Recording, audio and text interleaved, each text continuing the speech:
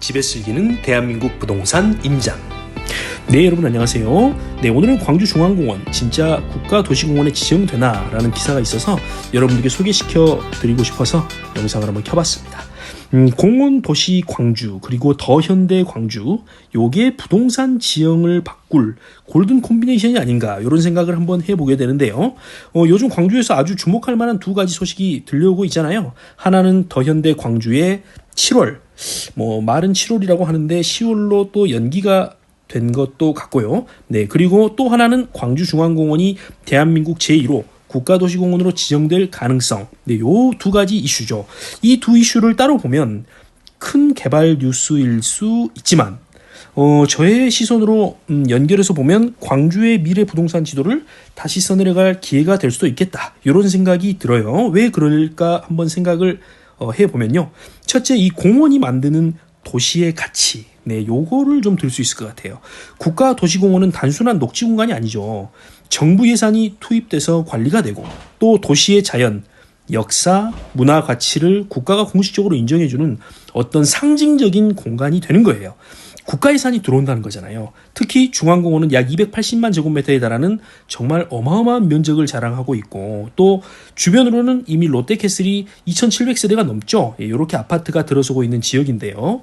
공원이 있는 아파트는 가격이 또 다르잖아요. 제가 과거에 인천 송도에 올라갔던 적이 있는데요. 정말 그 센트럴파크라는 공원과 함께 또 이 하버뷰, 네, 그렇죠. 와, 요게 참 이 입이 안 다물어지더라고요. 정말 이거는 본 사람만이 느낄 수 있는 어떤 그런 느낌이 아닐까, 이런 생각이 들어요. 그래서 공세권이라는 말이 괜히 나오는 게 아니잖아요. 이 공원이 있는 아파트, 그렇죠. 네, 그래서 이 자연과 일상적으로 호흡하는 삶의 질은 물론이고, 이 장기적으로는 집값이 또 유지되고 또 프리미엄 창출에 어떤 강력한 영향을 미칠 수 있지 않겠냐라는 생각이 들어요. 송도 같은 경우가 그랬잖아요. 어떻게 보면 버려진 땅이었음에도 불구하고 거기에 공원이 조성이 되고, 또 요트들이 정박할 수 있는 항이 자리 잡고, 또 어떤 직주 근접 시설들이 여러 가지 기업들이죠. 네, 그런 것들이 들어옴으로 인해서 정말 새롭게 만들어진 어마어마한 도시가 만들어졌던 거거든요. 광주 역시 마찬가지입니다. 여기에 이 국가도시공원 지정이 확정되게 되면 이 지역은 단순히 주거지가 아니라 삶의 품격이 보장되는 그런 공간이 되는 거거든요. 네, 그래서 참 기대가 된다, 이런 말씀을 좀 드려볼 수 있을 것 같아요.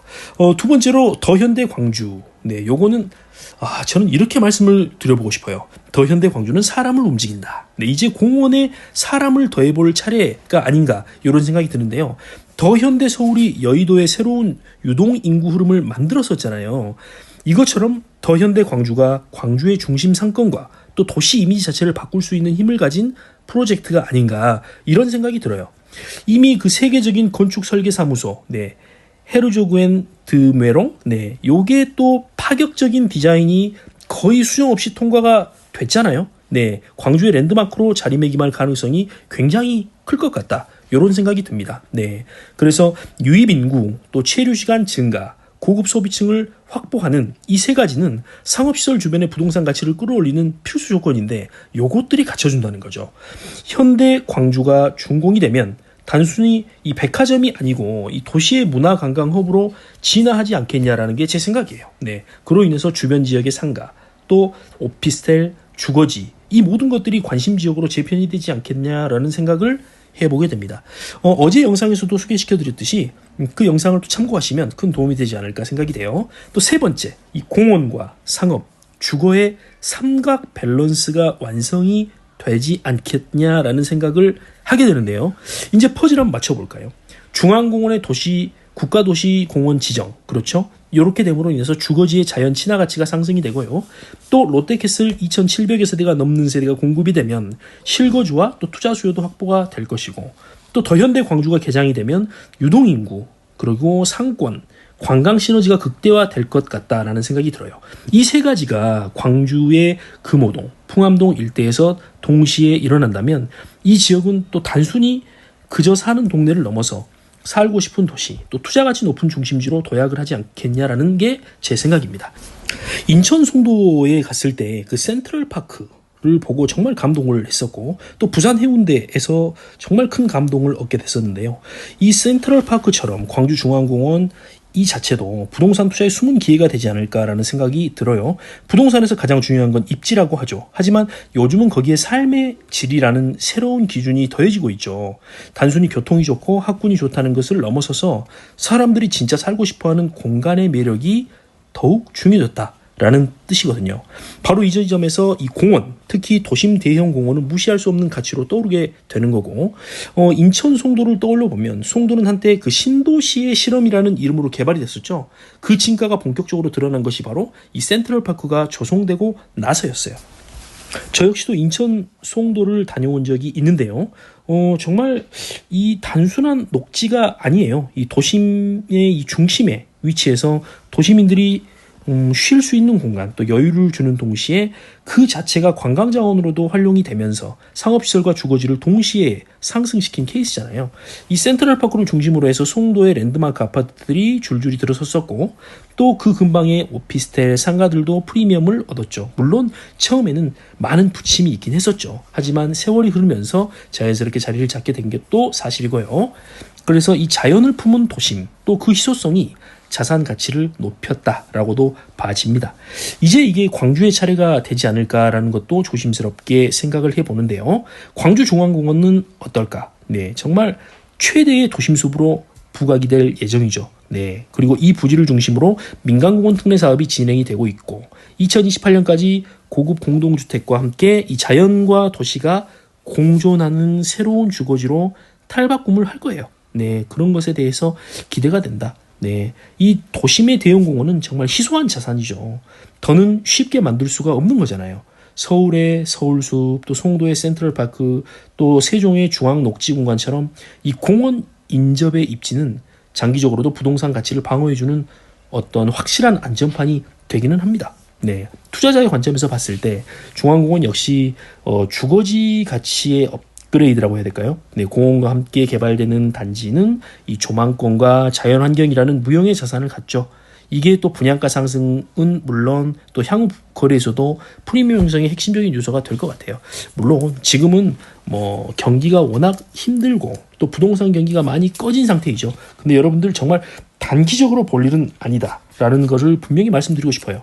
제가 예전에 저희 강의 때도 몇 번 말씀을 드린 적이 있지만 이 사이클은 돌고 돕니다. 제가 처음에 부동산을 매수할 때 역시 정말 집을 사면 정말 이상하게 쳐다볼 때였어요. 무슨 프리미엄이 어디 있어요? 다 마이너스 P였지. 하지만 또 사이클이 돌면서 이 마이너스 P였던 것들이 정말 큰 효자가 됐죠. 네. 두 번째로는 유동인구를 창출하는 문제인데 그 자체가 상업시설의 어떤 부각으로 이어질 수 있는 기회가 될 수 있다는 거죠.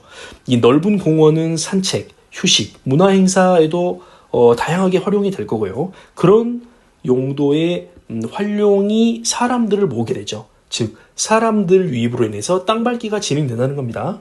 그에 따라서 카페, 베이커리, 레스토랑, 문화공간 등 상업시설의 기회도 정말 성장을 할 거고요. 또 장기 보유 안정성 측면에서도 메리트가 있다고 볼 수 있을 것 같아요. 이 공원은 철거되지 않잖아요. 도로는 막히고 또 학교는 옮겨질 수 있는데 공원은 그 자리에 남습니다. 이게 또 장기 투자자에게 시간이 우군이 되어주는 큰 장점이 아닌가 이런 생각을 해봐요. 마무리를 해보자면 이 광주의 미래를 바꾸는 키워드가 더 현대 광주라면 또 그 도시의 숨결을 책임질 또 하나의 키워드가 또 중앙공원이 아닌가 이런 생각이 들어요. 어떻게 보면 지금 시점에서 이런 이야기를 드린다는 것이 허무맹랑할 수도 있고요. 어떤 분들에게는 납득이 되지 않은 부분으로 들려질 수도 있을 겁니다. 하지만 장기적인 시각으로 우리가 볼 필요가 있다. 네, 이렇게 보시면 좋을 것 같아요. 이 송도의 센트럴파크가 주거지, 상업시설, 도시 이미지를 정말 끌어올렸거든요. 우리나라에서는 정말 보기 힘든 그런 도심의 뷰를 만들어냈었어요. 광주중앙공원 역시 저는 삶의 질이라는 본질을 가진 자산 가치로 전환시키는 결정적인 공간이 될 가능성이 높다. 이렇게 봅니다.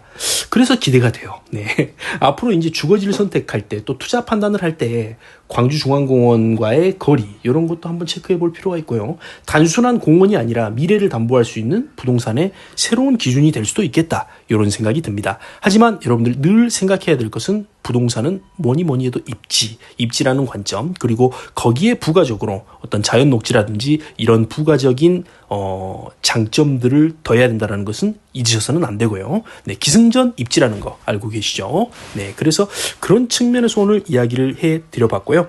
송도 센트럴 파크 요거 잊지 않으셨으면 좋겠다. 네, 여기에다가 잘 생각을 가미해 보신다면 투자처로서 얼마든지 가능성은 있다라는 생각이 좀 듭니다. 네, 여러분들의 생각은 어떤지 모르겠습니다. 여러분들의 의견도 댓글로 달아주시고요. 많은 좋은 의견들 공유되면 좋을 것 같습니다. 네, 오늘도 행복한 주말 되시고요. 네, 또 찾아뵙도록 하겠습니다. 감사합니다. 오늘 영상이 좋으셨다면 댓글로 많은 피드백 부탁드리고요. 구독자 여러분들의 아파트나 단독주택, 부동산을 영상으로 제작해드리고 있으니 이메일로 문의 주시기 바랍니다. 오늘도 행복한 하루 되세요. 감사합니다.